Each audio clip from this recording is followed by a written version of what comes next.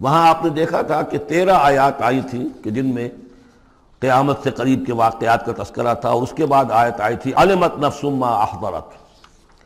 یہاں اس کو مختصر کیا ہے، اور 4 آیات کے اندر، لیکن اس کے بعد علمت نفس ما قدمت واخرت، اس کی وضاحت، اور جو نتیجہ نکلے گا سورہ تکویر میں وہ نہیں تھا کہ کیا نتیجہ نکلے گا، بلکہ یہ کہ کدھر جا رہے ہو، ادھر جا رہے ہو یا ادھر جا رہے ہو۔ لیکن سورہ انفطار میں وہ دونوں کے نتیجے بیان کر دیے جائیں گے کہ ادھر جاؤ گے تو کہاں پہنچو گے، ادھر جاؤ گے تو کہاں جاؤ گے۔ بسم اللہ الرحمن الرحیم۔ اذا السماء انفطرت، جب آسمان پھٹ جائے گا۔ وَإِذَا الْكَوَاكِبُ انتَثَرَتْ، اور جب کہ تارے بکھر جائیں گے، جھڑ جائیں گے۔ وَإِذَا الْبِحَارُ فُجِّرَتْ، اور جب سمندروں میں ابال آ جائے گا۔ وَإِذَا الْقُبُورُ بُعْثِرَتْ، اور جب قبریں تلپٹ کر دی جائیں گی۔ عَلِمَتْ نَفْسٌ مَا قَدَّمَتْ وَأَخَّرَتْ، ہر جان جان لے گی کہ اس نے کیا آگے بھیجا، کیا پیچھے چھوڑا، یا کس شے کو آگے کیا، کس کو پیچھے کیا۔ یہ دونوں الفاظ یہاں سمجھ لیجئے، بعد میں بھی آئیں گے یہ۔ ایک ہے کس شے کو آگے بھیجا، کس شے کو پیچھے چھوڑا، یہ ہم پہلے بھی پڑھ چکے ہیں۔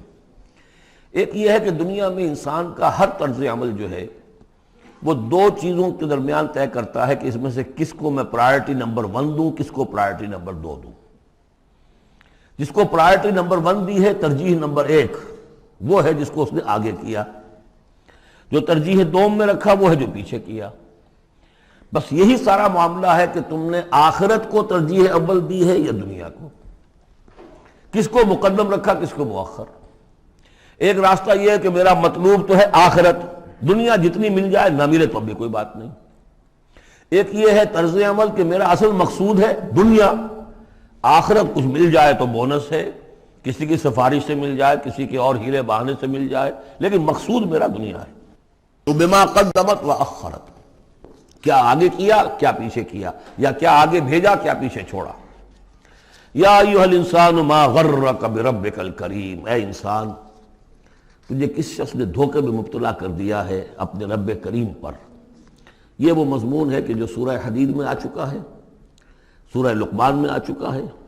وَلَا يَغُرَّنَّكُم بِاللَّهِ الْغَرُورُ، کہ یہ جو شیطان ہے یہ وسوسہ بھی پڑھاتا ہے، اس کی جو چالیں ہیں ہر ایک کے لیے ایک جیسی نہیں ہیں۔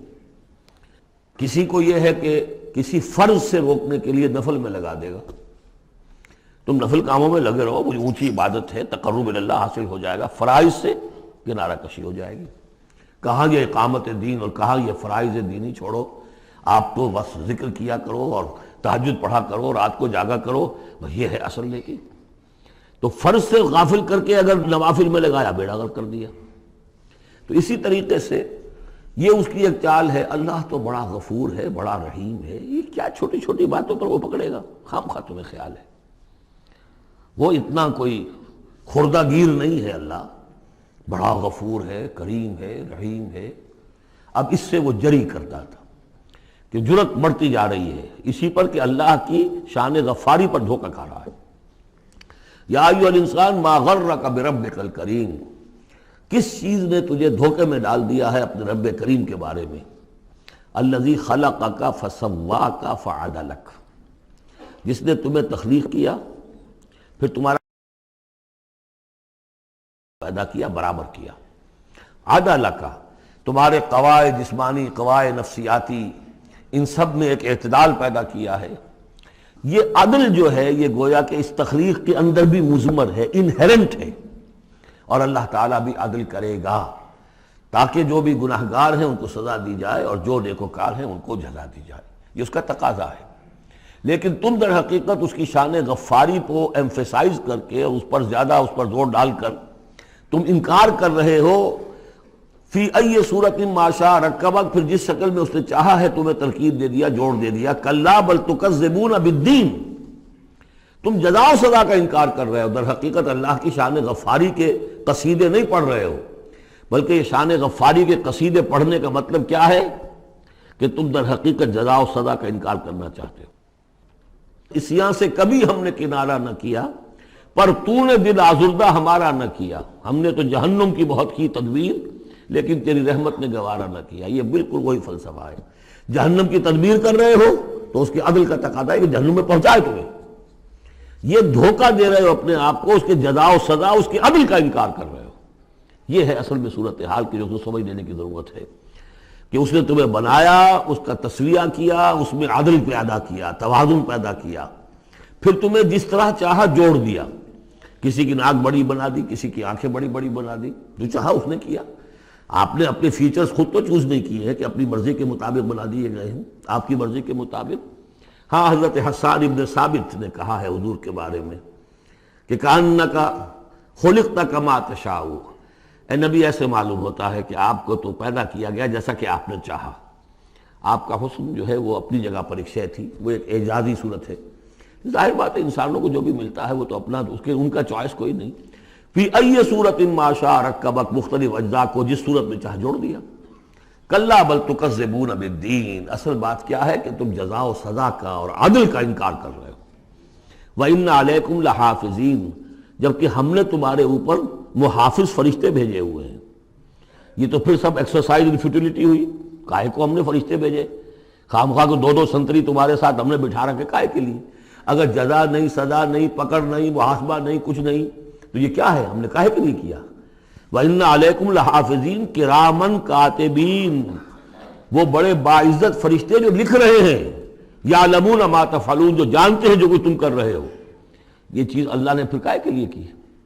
یہ سب جیسا کہ میں نے کہا ایکسرسائز ان فیوٹیلٹی ہے، یہ تو عبث ہے، کار عبث، اور اللہ تعالیٰ کوئی کار عبث بیکار نہیں کرتا۔ تو نتائج نکلیں گے۔ نتائج کیا ہیں؟ ان الابرار لفی نعیم، نیکوکار اللہ کے وفادار بندے وہ ہوں گے نعمتوں میں۔ وَإِنَّ الْفُجَّارَ لَفِي جَحِيمٍ، اور جو فاسق و فاجر ہوں گے، جو کہ اپنی نفس کی شہوات و خواہشات کے بندے بن گئے ہوں گے، لفی جہیم، وہ جہنم میں ہوں گے۔ یصلونہا یوم الدین، داخل ہوں گے اس میں یوم الدین کو، جزا و سزا کے فیصلے کا دن۔ وما ہم عنہا بغائبین، پھر وہ وہاں سے کہیں جا نہیں سکیں گے، غائب نہیں ہو سکیں گے، وہاں سے نکلنے کا کوئی سوال نہیں، وہاں سے بھاگ جانے کی کوئی جگہ نہیں۔ وما ادراک ما یوم الدین، اور تمہیں کچھ پتہ ہے، کسی نے کچھ بتایا ہے یوم الدین کیا ہے؟ ثم ما ادراک ما یوم الدین، پھر تمہیں کچھ اندازہ ہوا ہے کہ یوم الدین کیا ہے؟ یوم لا تملک نفس لنفس شیئا والامر یومئذ للہ، جب کسی جان کو کسی دوسری جان کے لیے کوئی اختیار حاصل نہیں ہوگا، اور امر کل کا کل اللہ کے ہاتھ میں ہوگا۔ والامر یومئذ للہ، لمن الملک اليوم للہ الواحد القہار۔ واتقوا یوما لا تجزی نفس عن نفس شیئا ولا يقبل منها شفاعۃ ولا یؤخذ منها عدل ولا هم ينصرون۔ وہ دن جانتے ہو، وہ دن وما ادراک ما یوم الدین ثم ما ادراک ما یوم الدین یوم لا تملک نفس لنفس شیئا والامر یومئذ للہ۔